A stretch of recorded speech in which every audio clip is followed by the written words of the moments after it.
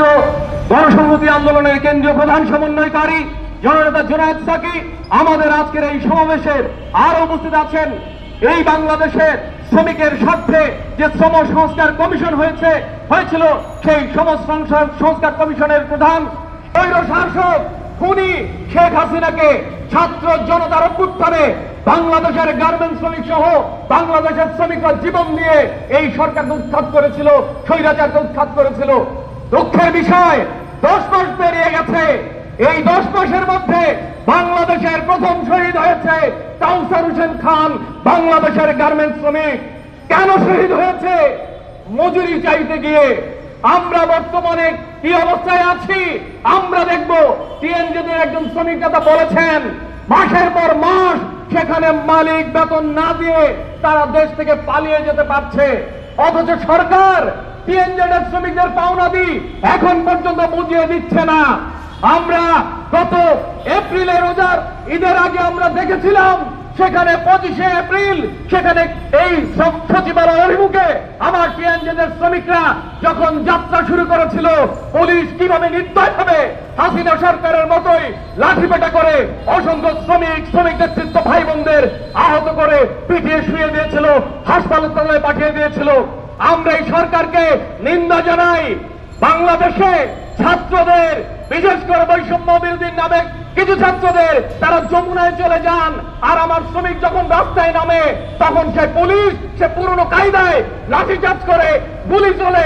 এই বৈষম্য আমরা মানি না।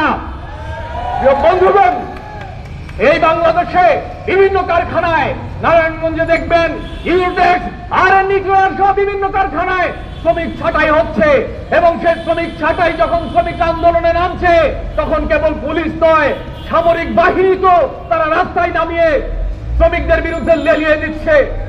তাই করে খামতে হচ্ছে না। অসংখ্য শ্রমিকের নামে মামলা হয়েছে।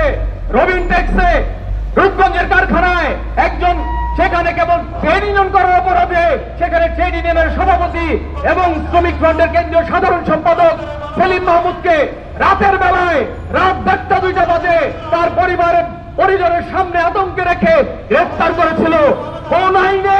1974 সালের শেখ মুজিবের সেই স্বৈরাচারী বিশেষ ক্ষমতা আইনে। আমরা এই বিশেষ ক্ষমতা আইন পরিবর্তন চাই। এই বাংলাদেশ ছাত্র শ্রমিক সাধারণ মানুষের দেশ। এই বাংলাদেশে এই 12,500 টাকা মজুরি, যে তামাশার মজুরি শেখ হাসিনা উপহার দিয়েছিল, আমার জালালউদ্দিন, আমার আঞ্জুয়ারা, আমার রাসেল ইন্দ্রাম, 4 জন শহীদের রক্তের বিনিময়ে এই বাংলাদেশে এই 12,500 টাকা মজুরি একটি তামাশার মজুরি। এই মজুরি দিয়ে কোন শ্রমিক পরিবার চলতে পারে না।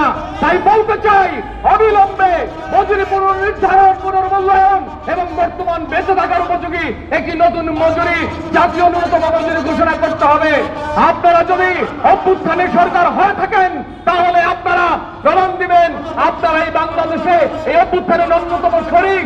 আমার শ্রমিক ভাই বোনেরা, আমরা যারা রাজপথে ছিলাম, আমরা যারা জীবন দিয়েছি, তাদের যে চাহিদা, তাদের যে অধিকার, সেই অধিকারের গণতান্ত্রিক শ্রম সহ এই বাংলাদেশকে সমস্ত মানুষের, শ্রমিকের নিরাপদ কর্মপরিবেশ নিশ্চিত করা সহ একটি বেঁচে থাকার উপযোগী মজুরি নির্ধারণ করবেন।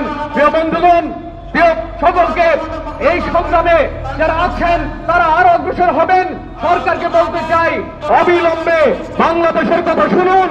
অবিলম্বে খুনি মালিক দেলোয়ার এবং তাজরিন রানা প্লাজার মালিকদের পক্ষ নেবেন না, শ্রমিকের পক্ষ নিন, বাংলাদেশের পক্ষ নিন। আর যদি আপনারা একই কায়দায় এইভাবে দমন করেন তাহলে এই বাংলাদেশে আমরা রক্ত দিয়েছি, এই অভ্যুত্থানে আমরা রক্ত দিয়েছি, এবং আগামীতেও বাংলাদেশের শ্রমিক এবং জনগণের অধিকার রক্ষায় বাংলাদেশ গার্মেন্টস শ্রমিক সংহতি, বাংলাদেশের শ্রমিকরা রাজপথে থেকে জীবন দিয়ে একটি গণতান্ত্রিক শ্রমিক এবং জনগণের স্বার্থের বাংলাদেশ আমরা গড়ে তুলব। সেই লড়াইয়ের কাফেলায় সকলকে যুক্ত হওয়ার আহ্বান জানিয়ে আমি আমার বক্তব্য শেষ করছি। দুনিয়ার মজদুর এক হও।